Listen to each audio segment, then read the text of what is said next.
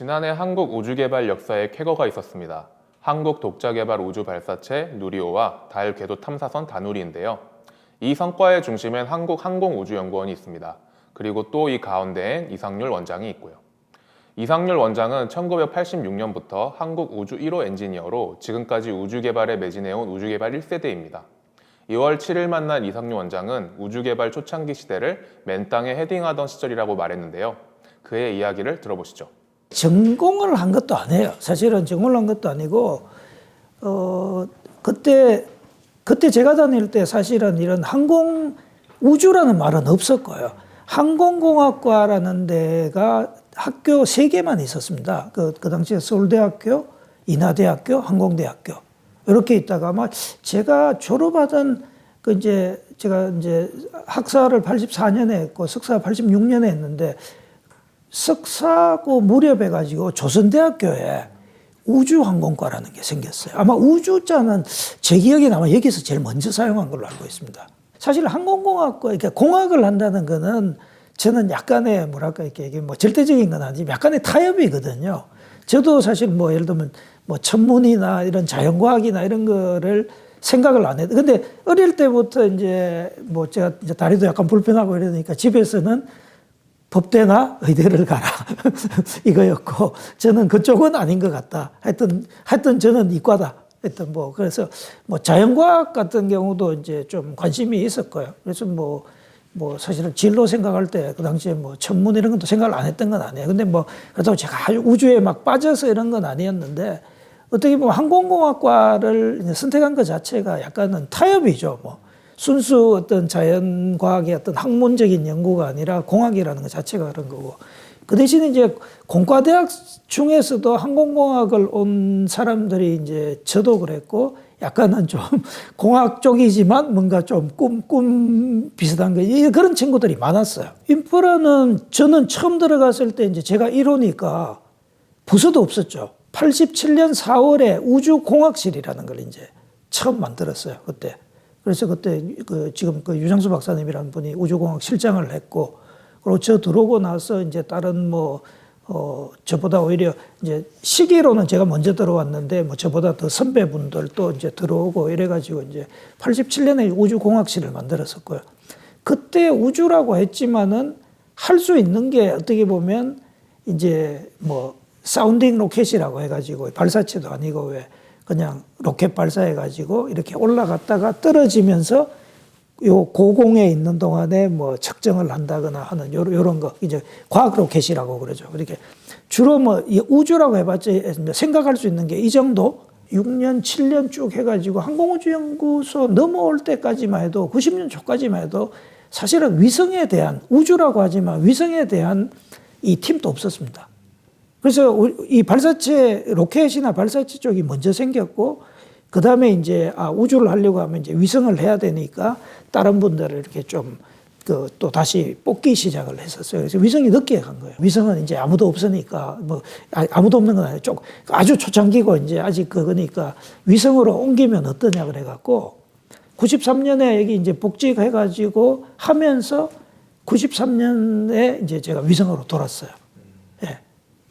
그래서 쭉 위성, 사실 그 다음에는 뭐 발사체로 다시 간 적은 없고요.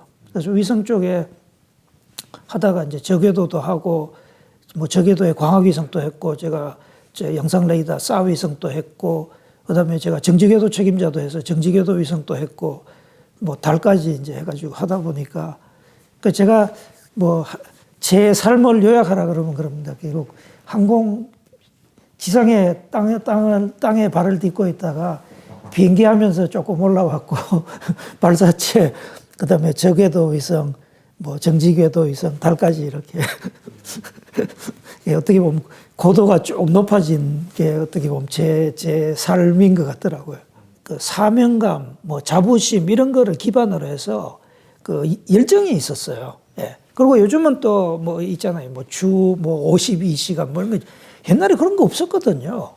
처음에 뭐 사업 준비하고 이럴 때 저녁에 이제 마치고 일하다가 한 밤 10시쯤 되면 이제 집에 가야 되는데 오히려 힘드니까 그때 가서 뭐 간단하게 뭐 뭐 간단하게 한 잔을 하든지 막 그 늦은 시간에 막 당구 치러도 가고 막 이런 기억들이 있거든요. 그렇게 초반에는 그렇게 했었어요. 이게 뭐 준비하고 이럴 때 항상 뭐 그러고 그때만 하더라도 요즘은 그런 게 없어졌는데요. 그때만 하더라도 또 그 상당 부분 그런 이유가 퇴근 무렵 되면 정부에서 숙제가 와요. 뭐 이러이러한 자료 뭐 만들어서 내일 아침까지 내라 뭐 하여튼 좀 그런 분위기였어요. 그래서 그 당시에는 사람들이 뭐 시간 이거 뭐야 시간 재면서 일을 한 것도 아니고요. 뭐 그때는 토요일 당연히 근무일이었잖아요. 뭐 토요일 일하는 거 당연했고 이러니까 저는 그때는 주 40시간이 아니라 저는 주 한 뭐 미니멈 제가 6, 70시간은 했던 것 같아요. 하루에 한 10시간 뭐 많이 막 바쁘고 이럴 땐 10시간 더 했고요. 근데 저뿐이 아니라 다들 그렇게 살았었어요, 우리나라가. 이상률 원장은 지금까지 이룬 성과에 대해 자랑스러움과 기쁨을 감추지 않았습니다. 다만 지금껏 해온 방법으로는 부족하다며 변화를 강조했는데요. 여태까지는 우주개발 선진국이 했던 것을 그대로 추격하는 양상이었다면 이제 어느 정도 그것을 이룬 만큼 새로운 생각과 방식이 필요하다는 것입니다. 지난해부터 올해 초까지 이어진 조직 개편에 따른 내용도 그의 일환이라고 설명했는데요. 아울러 미래 우주 시대엔 한국엔 기회가 오리라는 바람도 나타냈습니다. 우리가 어떤 이게 스포츠나 이런 것 같이 딱 게임의 룰도 정해져 있고 어떻게 보면 사람에 의존을 한다라고 하면 내가 막 하여튼 무지무지하게 열심히 하고 또 거기에 선두주자는 어떻게 보면 나이가 들면 이렇게 좀 하고 그럼 뭐 우리 자리가 생기지 않습니까? 근데 기술은 사실 그거는 아니거든요. 기술은 잘 보시면 결국은 우리가 따라가는 형태 같으면 스포츠하고 달리 이게 시간이 흐른다고 해갖고 그 사람이 사라지고 우리가 자동으로 그 자리를 차지하는 게 아니라 우리는 여전히 따라가고 있고 그 사람들은 더 앞서가는 거거든요. 제가 볼 때 기술에서 따라잡는 거는 전 두 가지 같아요. 하나는 뭐냐면 그래서 따라가는 게 아니라 남들이 그걸 이루기 전에 우리가 먼저 시작하는 거예요. 어떻게 보면. 우리가 먼저 시작해가지고 남들이 완성된 데 따라가는 게 아니라 남성도 미완성일 때 우리가 열심히 쫓아가가지고 어쨌든 우리가 뭐 먼저 선점을 하는 이런 거. 그 다음에 아니면 이제 그거죠. 이거는 뭐 원론적으로는 쉽지만 정말 어려운 게 어떤 기술의 혁신. 예를 들면 스페이스X나 이런 미국의 기업이 한 것들은 사실 뭐 내용적으로 보면 뭐 그게 완전히 어떤 새로운 거다. 이건 안 돼. 근데 어쨌든 발상이 새로웠잖아요. 발상이 이렇게 뭐 로켓을 이렇게 1단을 재착륙해서 재사용한다는 것도 뭐 어쨌든 새롭고 그리고 무엇보다도 그걸 추진해서 이뤄냈잖아요. 뭐 그런 것들 아니고 그냥 우리가 열심히 한다. 지금보다 더 열심히 해가지고 뭐 우리가 뭐 세계 7위권을 6위권을 하기 힘든 얘기예요. 그래서 뭔가 저는 그 사이에는 분명히 어떤 그 생각을 바꿔야 되고 어떤 방식도 바꿔야 되고 열심히 하는 것만으로 되는 분야는 아니라는 거예요. 이쪽은 더더욱. 예. 우주 시장에 우리나라가 지금 차지하는 건 1%도 안 되거든요. 그러니까 이게 이제 1%가 안 된 이유 자체가 저는 진입 장벽이 높고 뭐 어떤 그런 어떤 기술 집약적이고 뭐 이런 것들도 있지만은 저는 그것보다도 우주에 우리나라가 안 들어간 가장 큰 이유가 저는 그거라고 보거든요. 지금까지 모든 산업들은 일종의 양산 대량 생산. 뭐 예를 들면 공장을 내가 돈을 들여서 잘 지은 다음에 뭐 그거를 싼 노동력하고 뭐 어떤 이런 걸 하고 막 해서 양산을 해서 단가를 떨어뜨리면 내가 그 시장을 잠식하는 거예요. 그러니까 중국이 LCD도 가져가고 배터리도 가져가는 게 그런 거지 않습니까? 근데 우주는 조금 다르거든요. 우주는 그런 형태가 아니에요. 우주는 그런 형태보다는 약간은 뭐 소량 다품종으로 하면서 어떻게 보면 진입 장벽이 굉장히 높은 좀 딴 세계거든요. 근데 우리나라가 잘하잖아요. 우리나라가 이 시장을 아까도 보면 1%가 우리 지금 1%도 안 되는데 반대로 생각하면 99%가 열려 있잖아요.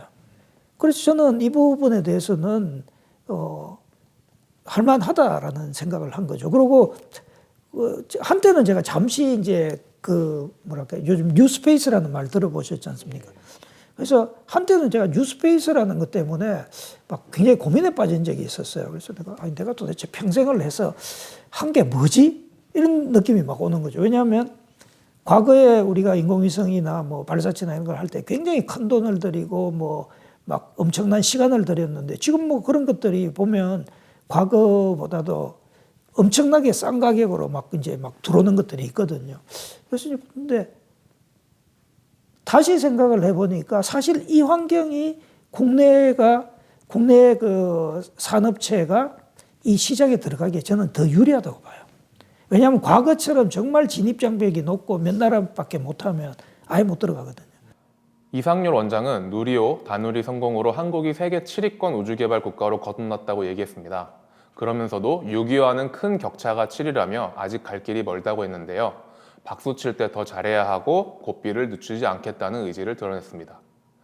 현재 한국의 우주 관련 예산은 선진국 대비 10분의 1도 채 되지 않는 수준입니다. 인력도 마찬가지고요. 한국항공우주연구원은 올해 5월 누리호 3차 발사라는 중요한 프로젝트를 앞두고 있습니다. 이상률 원장은 문제없이 실행될 것이라며 자신감을 나타냈는데요. 지금껏 열악한 환경 속에서도 뛰어난 성과를 거둔 이상률 원장과 한국항공우주연구원에 대한 응원이 필요해 보입니다. 누리호 3차 발사 성공을 기원합니다.